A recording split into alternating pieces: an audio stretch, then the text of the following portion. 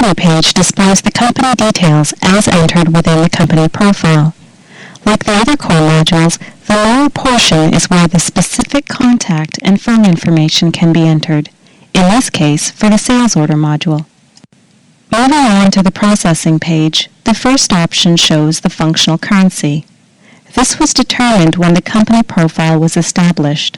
However, notice the field to the right called multi-currency. If the multi-currency module is installed, and if multi-currency was selected within both the company profile of common services and within accounts receivable, this option is automatically activated and is shown for reference purposes only. If the multi-currency module is not installed or activated for this database, this checkbox does not appear. If multi-currency is activated, the rate type field to the right appears and determines the exchange rate type and rate to use as a default as defined within the currency tables. The Calculate Backorder Quantities field determines if the system is to automatically calculate backorder quantities. For example, if selected and a quantity of 10 items are entered on an order, however only 7 are indicated in the shipped quantity field because there may only be 7 currently in stock, the system calculates a backorder quantity of 3 automatically and retains the order as active. If this option is not selected, then the backorder quantity defaults to 0 and requires the backorder field to be manually populated to record the fact that there is a backorder quantity. Otherwise, if the field is left 0, the detail line is marked as complete, causing the remaining 3 items to be tracked as a lost sale. The Keep Transaction History option maintains the transaction details of documents that have been processed within order entry. Although saving transaction history does utilize disk space, normally this option is selected in order to keep transaction details for a time period sufficient for review or audit purposes. This way, invoices, for example, can be recalled for viewing and even reprinted if necessary. Transaction information can be cleared at any time, so retaining it for at least a short time can be beneficial. The Allow Non-Existent Customers option allows the ability to enter and post sales order documents for a customer that is not yet added in accounts receivable. Regardless of the setting, a transaction for a non-existent customer cannot post in accounts receivable until the customer is added. It can only be posted within order entry if this option is selected. However, if orders are constantly being entered for new customers and the customer information needs to be retained within Accpac, this option may be a good choice, particularly if there is no time to add them as a customer immediately, possibly because they are waiting, or if the sales clerk does not have the appropriate rights to add customers. When it is time to add the customer in accounts receivable, be sure to enter the customer using the same customer number assigned here before attempting to post the batch within accounts receivable. To have items entered on orders automatically committed, in other words reserved for the order, select the Default Quantity Committed field. If items are currently in stock, this option places the quantity ordered within the Quantity Committed field. The items will be reserved for this customer order. Available in a multi-currency system only, the Calculate Tax Reporting field is used to determine if tax amounts calculated on documents should update the tax reporting report when those transactions are entered for a customer in a different currency from their standard source currency. If the transaction currency matches the default customer currency, tax is automatically tracked, and this option does not appear. Select the option to have the tax setting selected as a default, or do not select the setting to not have the tax setting selected as a default. The field can be changed during the entry of a non-source currency transaction. If selected, the system calculates the amount in the tax reporting currency by applying the exchange rate between the source currency and the tax reporting currency. Next, select whether to have either the stocking unit of measure or the pricing unit of measure appear as the default when entering items on sales documents. Similarly, the item weight or item pricing weight unit of measure can be defaulted when entering items on sales documents. Remember, items can be received, such as sand or gravel, by the truckload, but sold by the bag. Because each truckload may be different, the price of sand or gravel can be tracked by truckload, but stocked by bag. The default template code is where default order settings can be assigned when entering transactions. The template code has to already exist to enter one here. However, if it does, then it can save data entry time because template codes contain specific defaults to assist with sales orders. More on this later. The default quote expiration days field determines the number of days order entry retains quotes for a customer. The actual number of expiration days can be specified on a particular quote, so this is just the default. To process and post invoices during the entry of sales orders, in other words, process both a sales order and an invoice at the same time, specify Yes in the default Create Invoice option field. This way, while entering a sales order, the system processes not only the sales order, but a shipment and invoice. Indicating No here doesn't mean you can't process both, nor does entering Yes mean you are forced to process both.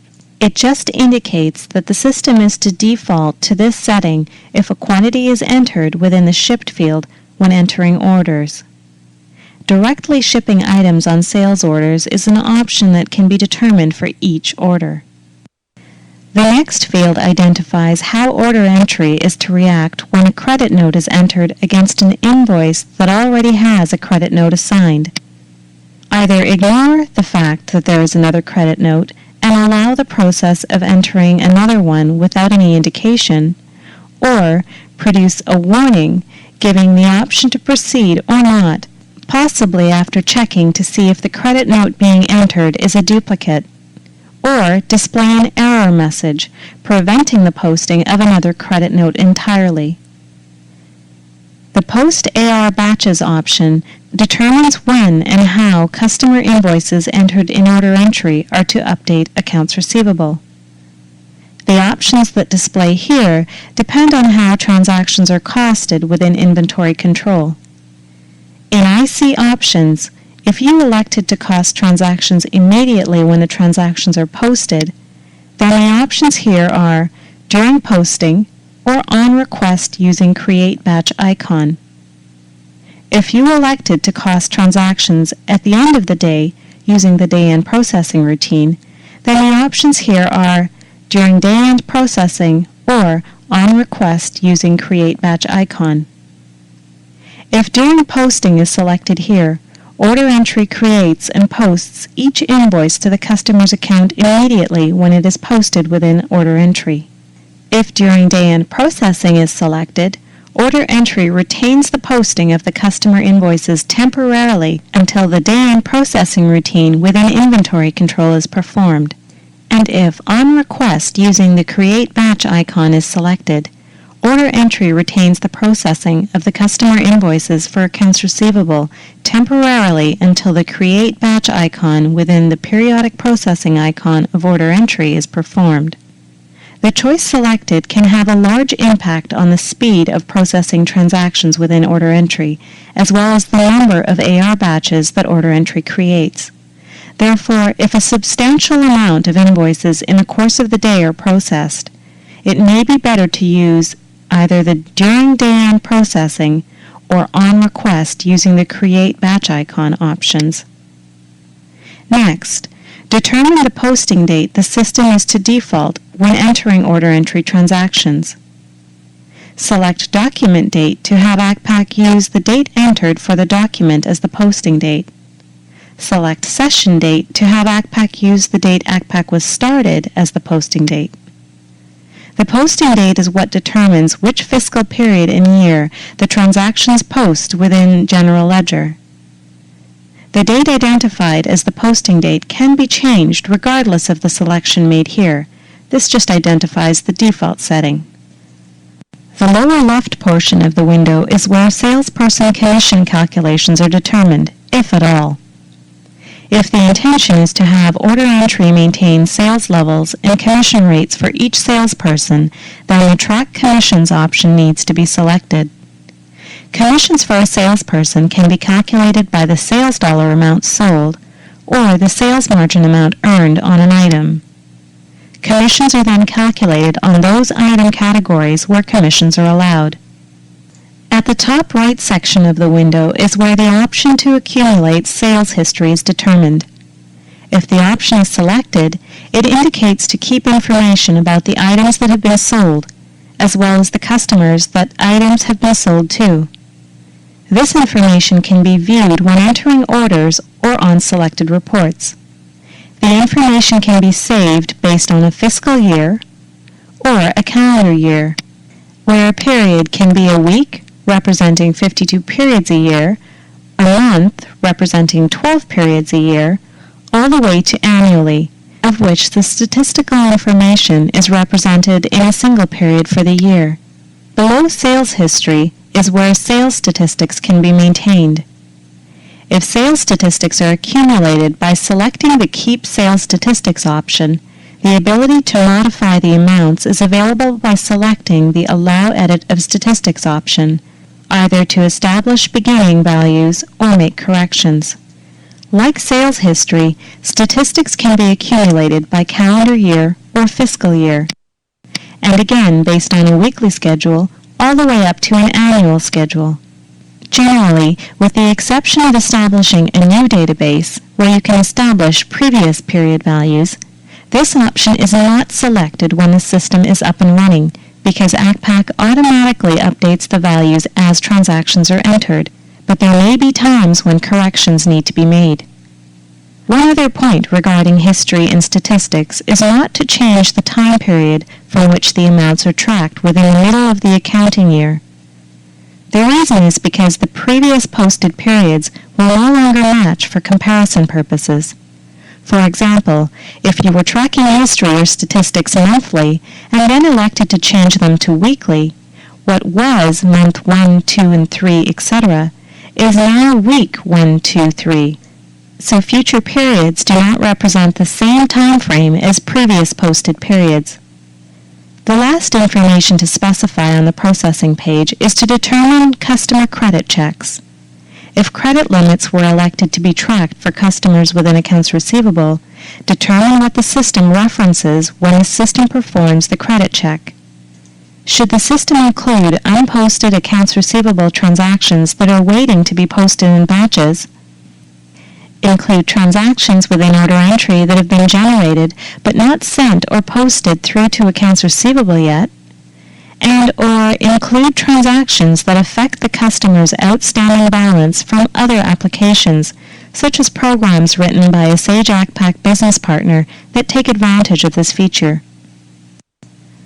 The Documents page determines the length of the document number for each document type and if a prefix is desired.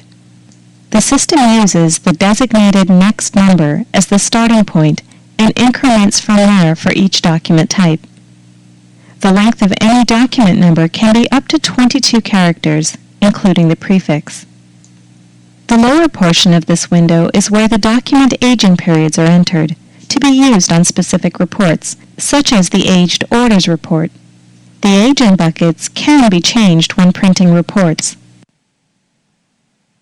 Now, let's take a look at the General Ledger integration functions.